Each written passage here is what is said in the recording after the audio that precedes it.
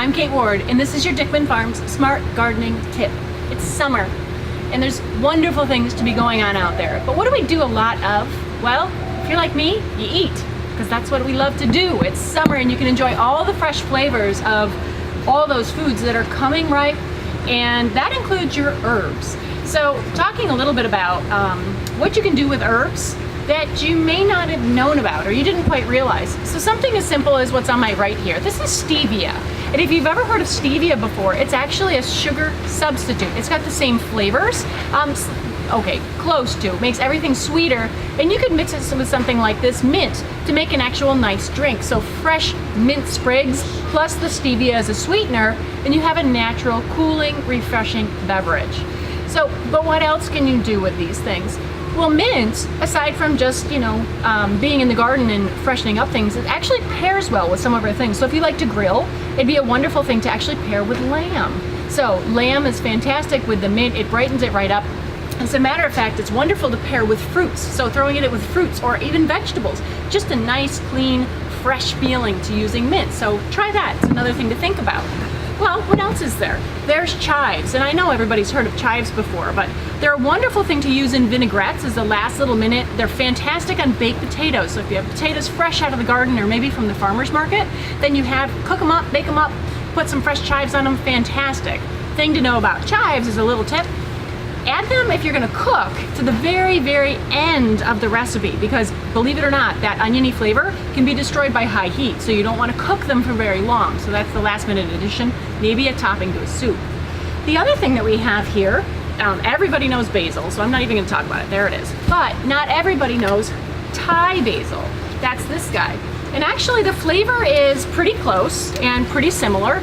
Thai basil has a pretty purple new growth to it, and it's a little bit stronger flavor, so you may not want to make pesto out of it, but if you're cooking, it's going to hold up better under heat recipes than typical basil that you might use for things like pesto. So if you're cooking, consider the Thai basil, and of course Thai basil, right? It's going to go good with your East Asian and South Asian recipes that have curries in them. They're going to go great there, so that's a way you could use it. And it'll also work as a substitute in, say, pasta sauce. So if you're making a red sauce instead of traditional basil, try the Thai. You might just like it.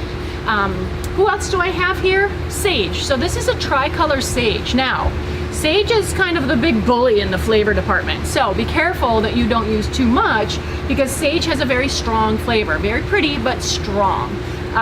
It's also, you use it, believe it or not, in bouquet garnier. So sages are what you see there.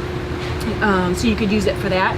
I personally love it with olive oil, and you put it over, drizzled over like a squash raviolis.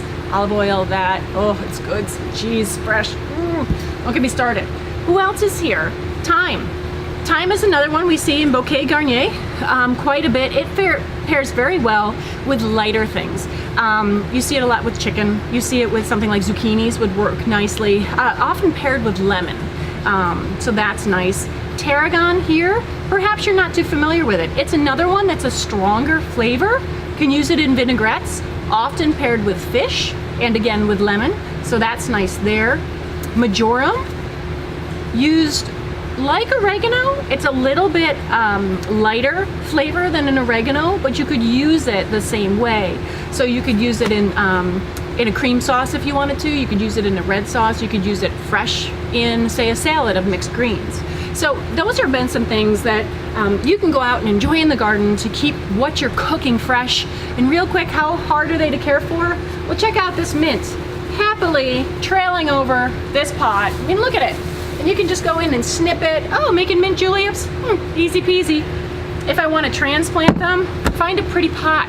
You could just pop them in there and let them sit, or you can actually transplant them. And it's as easy as, maybe I'm going to make a little recipe of things I want, and maybe I want this with my spearmint because that's going to be my drink garden. I can do it. So it's just that simple. So come on in. Come dine with us here at the Garden Center. And if you want to make a little bit of a mess and you don't want to take it home, pop right up to the pounding counter and we'll help you out. We'll see you soon.